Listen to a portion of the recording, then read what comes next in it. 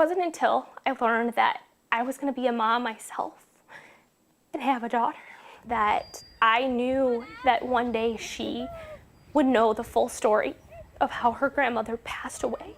And ultimately, her grandmother's story can save someone's life. A 57-year-old retired healthcare executive who had worked her entire career helping others was found dead in the Mississippi River more than 200 miles from her home, and buried in a file cabinet in her empty house was a note in her own handwriting that read, "I've been living a double life. Yes, it involves Frank.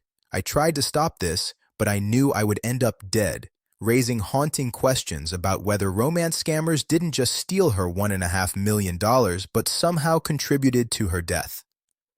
Laura Cowell's daughter Kelly is now dedicating her life to finding answers and honoring her mother's memory, explaining her motivation in words that transform personal tragedy into purpose. She said it wasn't until she learned she was going to be a mom herself and have a daughter that she knew one day her child would know the full story of how her grandmother passed away, and ultimately her grandmother's story can save someone's life. If this is your first time on this channel, hit that subscribe button because this story goes beyond a typical romance scam investigation into something far darker, and understanding what happened to Laura could protect you or someone you love from the same devastating fate.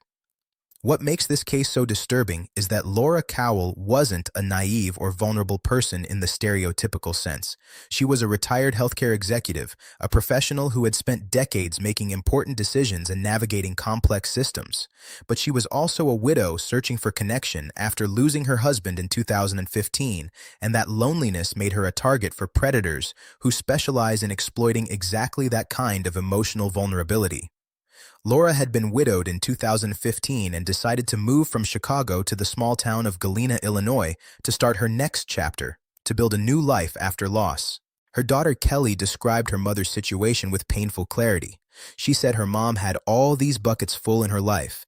She had accomplished so much professionally and personally, but there was this one bucket that was missing, the bucket of having a relationship, of sharing her life with a romantic partner. So Laura did what 3 in 10 American adults have done. She turned to online dating, creating a profile on Match.com. Kelly explained her mother's reasoning, noting that it felt safer to do it that way than to go to a bar and meet somebody, that online dating felt safer than traditional methods of meeting potential partners. That sense of safety was an illusion that would ultimately contribute to Laura losing everything.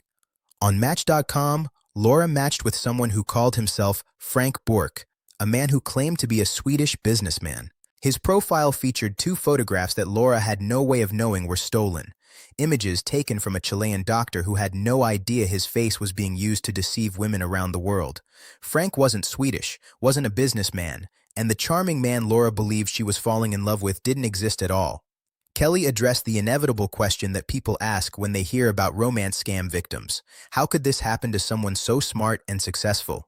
She acknowledged that clearly her mom felt the emotions of feeling loved, that the connection seemed real and meaningful, even though the person on the other end was a fabrication designed to extract money. The statistics reveal that Laura was far from alone in being deceived. 64,000 Americans were taken for more than $1 billion by romance scammers last year alone, more than double the $500 million stolen just 4 years before. Romance scams are growing at an alarming rate, with criminals becoming increasingly sophisticated in their techniques while authorities struggle to keep pace. Over the course of nearly 2 years, the person calling himself Frank Bork convinced Laura to send him $1.5 million through an elaborate investment scheme involving a fake company called Goose Investments. CBS News reviewed hundreds of emails from the scammer laying out the fraudulent scheme in detail, emails that paint a picture of careful, patient manipulation designed to extract maximum funds from a woman who believed she was building a future with someone who loved her. Goose Investments wasn't real, Frank wasn't real, and the $1.5 million Laura sent was gone forever, likely funneled to criminal operations that authorities believe may be based in West Africa. The discovery of what had happened came through the worst possible sequence of events. Kelly received a call from a federal investigator who indicated her mother may have been involved in a fraud scam. Racing to her mother's home in Galena, Kelly arrived to find it empty. Her mother was gone, her belongings abandoned, no explanation for where she might be. A search for the missing woman began, with reports indicating Laura Cowell was last seen on a Friday. Kelly described her emotional state during that terrifying period. She was freaking out, desperately trying to understand what had happened to her mother and where she could possibly be. Turning the house upside down searching for clues, Kelly found the emails detailing the fraudulent investment scheme, the communications with Frank that revealed the scope of the deception. And then, buried in a file cabinet, Kelly discovered the note that would haunt her forever. Her mother's own words acknowledging she had been living a double life involving Frank, that she had tried to stop the situation, but that she knew she would end up dead. Those words raise questions that may never be fully answered about what Laura was experiencing in her final days, what pressures she faced, and what role the scammers may have played in her death. Laura's body was found in the Mississippi River more than 200 miles from her home, somewhere Kelly says her mother had never been, a location with no apparent connection to her life or routine. The medical examiner ruled the cause of death as drowning, but critically never made a determination about the manner of death, never ruling it homicide or suicide, leaving the circumstances of Laura's final moments shrouded in ambiguity that torments her daughter to this day. Kelly had many questions for the sheriff's department in Missouri that was responsible for recovering her mother's body, but she was dissatisfied with the response from law enforcement, feeling that the investigation left too many questions unanswered. Unable to get the answers she needed through official channels, Kelly began investigating herself, becoming a detective in her own mother's case. She traced possible routes her mother may have traveled, finding surveillance footage that captured her mom's vehicle at a service station, piecing together a timeline that authorities apparently hadn't fully explored. Getting answers has now become Kelly's life work, not just for her own closure but to honor her mother and prevent other families from experiencing the same devastation.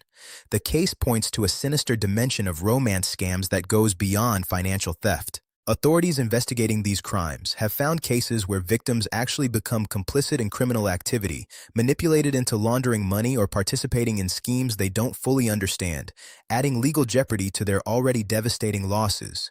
Whether Laura was pressured into any such involvement and whether that pressure contributed to her death remains unclear from public reporting, but her note suggesting she knew she would end up dead indicates she felt trapped in a situation far more dangerous than a simple financial fraud.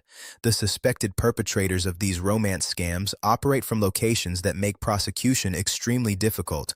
Authorities believe Frank's home base was in West Africa, where criminal organizations run sophisticated operations targeting lonely Americans with fake profiles, stolen photographs, and carefully crafted emotional manipulation. Former romance scammers from the region have described the techniques used to identify and exploit victims, confirming that these are not impulsive crimes but calculated operations designed to maximize extraction while minimizing risk of consequences.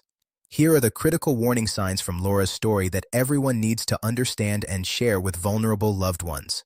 First, be suspicious of anyone on a dating site who claims to be a businessman working overseas, especially if they have excuses for why they can't meet in person or video chat. These are classic covers used by scammers. Second, reverse image search any photographs sent by online romantic interests, as scammers routinely steal images from doctors, military personnel, and other professionals to create fake identities. Third, any romantic interest who introduces investment opportunities, especially through companies you've never heard of, is almost certainly running a scam. Love and financial advice should never come from the same online stranger. Fourth, victims often hide their involvement in romance scams from family members due to shame, so pay attention if a loved one becomes secretive about their online activity or finances. Fifth, the emotional manipulation in these scams can be so powerful that victims continue sending money even after they suspect something is wrong. If someone you love seems trapped in an online relationship that's draining their resources, intervene with compassion rather than judgment. Sixth, the fact that someone is intelligent, successful, and educated provides no protection against these scams because they exploit emotional vulnerability, not intellectual weakness. If you found this story important and you want to protect yourself and the people you care about from similar devastation, please subscribe to this channel and share this video with everyone who needs to see it. Laura Cowell was a retired healthcare executive who had spent her career helping others, a widow who simply wanted to find love again after losing her husband, and criminals hiding behind stolen photographs and fake personas took $1.5 million from her. But the true cost may have been far greater, measured in a life that ended in the Mississippi River more than 200 miles from home with a note expressing the belief that she would end up dead. Her daughter Kelly has transformed her grief into a mission, investigating when authorities wouldn't, searching for answers that may never come, and sharing her mother's story so that other families might be spared the same tragedy. The lesson here extends beyond the typical warnings about romance scams. It's a reminder that these crimes can escalate in ways that threaten not just financial security, but life itself, that victims can feel so trapped and ashamed that they see no way out, and that the people we love may be suffering in silence while we remain completely unaware. Talk to the single people in your life about romance scams before they become victims. Create environments where they can share their online relationships without judgment, and remember that the smart, successful person in your family is just as vulnerable as anyone else when loneliness meets sophisticated manipulation. Laura's story can save someone's life. That's what her daughter Kelly believes, and that's why she's dedicated herself to telling it.